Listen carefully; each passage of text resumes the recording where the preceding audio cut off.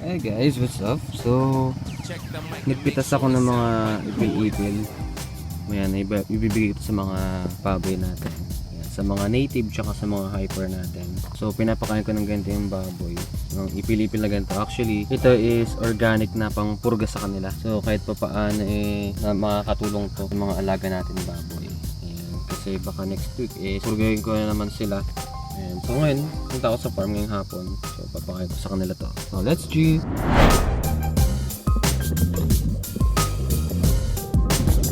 Kahit na marami kamalasan ang abuti, kunin ang mobile phone, makinig ka lang ng music, shake it, shake it, shake, shake, shake it.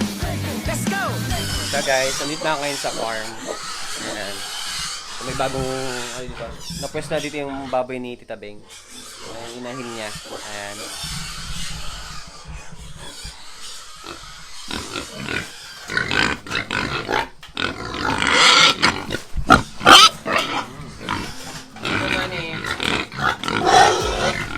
Guys, so gutom na sila, pati yung mga big doon ng mga native pigs natin. So, nag-iingay na sila, kailangan ko nang pakainin. Let's see! You can see the riding on the pavement. Young kids, they're growing up in basements. Online, a whole new generation. I'ma make mine, so you better go take it. So yun guys, sinasanay ko sa wet feeds itong mga native natin, native pigs. Ayan, so papakainin lang natin sila ng ng feeds within hanggang isang buwan lang nila. And then mamaya after nilang kumain, bigyan ko sila ng merienda ng ipil-ipil. Then kayo na guys, kung mapapansin nyo para mga daon-daon na yan yung pinagkainan nila kaya ng talbos ng kamote. So unti-unti ko na silang sinasanay din kumain ng mga vegetables, so, para makatipid din tayo sa pagkain sa kanila. So ngayon kasi sa stage na lang yan, kaya pinifeeds ko sila is para ma-booster lang sila, para umalsa yung timbang nila. I mean yung paglaki, isa na rin yun. No? So after 1 month, ayan, is ano sila, puro gulay na. So alalay na lang. So at least makakalis na tayo. Same din dito sa mga hyper natin. Ayan, so pag nabigyan na tayo ng blessing ni Manny, ni Isko tsaka ni Ping. Ayan. So yung matitirang tatlong babae, si Sara Duterte, si Lenny, tsaka ito si Sara Duterte, is yan na lang din tayo. Feeds na para sa mga dumalaga. Ayan. Kasi ito si Sara Duterte, nagpupulan yung niya, yung ari niya, at merong liquid na lumalabas. So malapit na yung maglandi. Ayan. So ito, binibigyan ko rin sila ng mga halamang pagkain ng baboy. Ayan. Kung mapapansin nyo guys, wala na si Bongbong lang. So si Bongbong kasi siya yung unang nagbigay sa atin ng blessing last 2 weeks ago. Ayan. And kaya ano na lang sila ngayon, 6. Yung nakaraan 7 sila. So 3 months lang is napakatay ko na si Bongbong. So ito yung mga magiging merit ng dalawang to. Yan silang tatlo magkakatabi pala. Ayan. So yung tatlong yung partner natin, sila yung susunod na magbibigay sa atin ng blessing. So ayan, bibigyan ko rin sila mamaya ng ipil-ipil para makatulong din sa pagpurga nila. At least organic na organic yan guys. Ayan, so tingnan ko muna yung mga maliliit. Masarap sila. Gawan. So hindi pa naman yung ganun talaga, hindi pa naman sila ganun kalakas talagang kumain talaga ng feeds. Kasi maliliit pa lang yan sila, so medyo tipid pa sa pagkain niya. Pero pag lumaki na yung mga yan, so lalakas din sa pagkain yung mga yan. Katulad ng mga hyper natin, yung isang sako na 50 kilos is 3 days lang. Ayan, dun sa mga hyper natin, yun sila. Sarap na sarap sila sa pagkain nila. So ano laki nila, native na native talaga. Dating dalawa lang yung si Batik at si Brownie, nag-ibang kulay. So ito yung ipil-ipil guys na kinuha ko kanina dun sa kanto lang. So actually itong ipil-ipil na to guys, is madaling tumubo to, tsaka kahit saan din meron talaga kayo makikita nito. Ayan, so ito yung ibibigay natin sa kanila pati sa hyper. Then tatry ko rin bumalik mamayang medyo gabi, bibigyan ko sila ng talbos ng kamote ulit or kangkong pag meron na nabili sa palengke. Nakaraan binigyan ko sa ito, nakakain din nila lahat So ito yung mga napapakain ko sa kanila. Ipil-ipil, tapos talbos ng kamote tsaka kangkong. Pero sa kangkong guys, hindi ko binibigay sa kanila yung kulay violet. Kailangan yung kulay green lang daw kasi baka magtais sila. So ubos na nila yung feeds nila doon, tsaka tubig. Ayan, so ngayon ito na merienda nila. Ayan, mamaya hatirin ko pa sila ng talbos ng kamote, kukuha ako doon. Then mamaya bibigyan ko rin yung mga ano natin, native. Babalikan ko yan sa native naman tayo. Bigyan natin yung natitira na to. Ayan, ito. Sa mga native natin to. Ayan. Ito sila. Here. You have vegetables. Sige. Ayan. Gusto rin nila yan guys. Diba? Para mas bumilis yung alsa ng paglaki nila. Ayan. Kung mo, tataba oh. Ayan. Yung nanay nila. Hi Mangyan! Kaya lang mo natin dyan. Mamaya bigyan ko tubig. Yeah guys. Sarap na sarap sila oh. Gusto na. Konti na lang. Taba nila oh. Diba? So, sarap na sarap sila dyan. Mamaya pabigyan ko naman sila ng talbos ng kamote.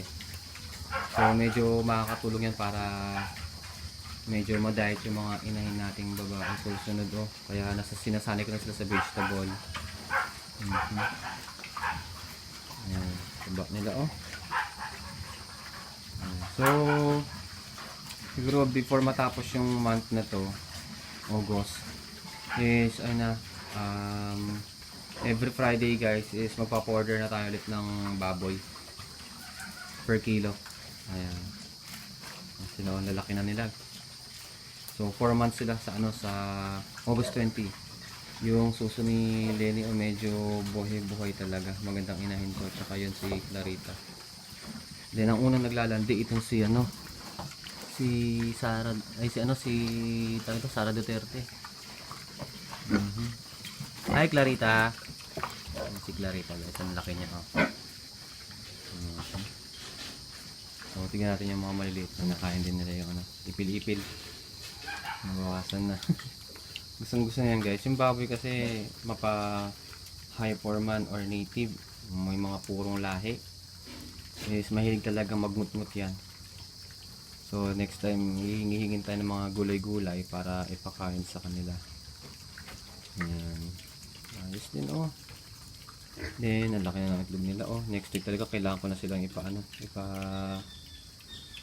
tanggalin itlog. Nakalimutan tawag doon. Pakapon. Papakapon ko yung mga lalaki. Yun, no? Yung isa na yun. Tapos si Batik. 3 yung babae ko. Isa doon. Ito. Saka sabing isa. Hopefully next year talaga. Biglang dami tong mga to. So ayun guys. No, sa mga hindi nakakalam ng ipil-ipil. So ang ipil-ipil is may kita lang natin kung saan.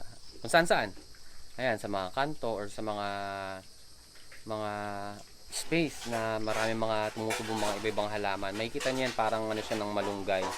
Kung nakita niyo naman sa halaman niya kanina, so yan ang ipil-ipil. So ang ipil-ipil yan, nakakatulong yan pampurga sa mga alaga nating baboy. No, so yan yung mga halamang pwedeng ipakain pang suporta sa mga alagang baboy natin. So kung maalala nyo sa previous vlog ko, nagtanim ako ng Madre de Agua. So isa rin yun sa masustansyang pagkain or halaman na pwede nating ipakain sa mga alaga nating baboy. So ayun, magpaparami tayo ng Madre de Agua para at the same time, aside sa mga feeds, is meron tayong mga pang-suporta or pang-alalay sa pakain sa mga alaga natin. No? Kasi pwede sa mga kambing, sa mga baboy na native or sa mga hyper. So napansin ko kasi ino-order pa yun sa iba online, so medyo mahal siya. So buti nung pumunta ako ng bundok, ayan, nakahingi ako ng ganun. So sinadya ko talaga siya sa bundok para magkaroon tayo ng Madre de Agua na sariling pananim at pararamihin din natin syempre. Ayan, so siguro susunod i-upload ko yun, no? Abang-abang na lang kayo kasi hindi ko natapos kasi yung vlog na yun dahil nga naabutan ako ng ulan. Dahil mahirap maabutan ng ulan sa bundok tapos ilang ilog pa yung tinawid namin. So ganun kahirap at ganun kadalang yung Madre de Agua. Kaya marami naghahanap talaga. At hindi siya gaanong kilalang halaman. So iilan lang din ang mga nakakaalam nun. So Madre de Agua, tandaan yan. Yan yung pwedeng ipakain sa mga alaga nating baboy na halaman. At masustansya siya. Busog na.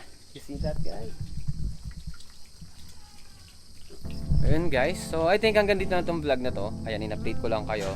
Ayan, sa mga hindi pa nakakapag-subscribe, yung mga viewer natin dyan, is don't forget to press the subscribe button and click that notification bell para laging ma-update every time na mag-upload tayo ng mga bagong videos dito sa channel ko. And guys, dalawa nga pala yung YouTube channel natin. We have Mahalta Farming Vlogs and Mark Vega. So support that all guys. Also our Facebook page, Mahalta Farming Vlogs. So mag-follow kayo dyan, and pwede nyo rin ako i-reach out sa mga social media natin, no, for further event, no, or whatever, no. So i-ano nyo ako dyan, i-reach out nyo ako kung may mga katanungan din kayo.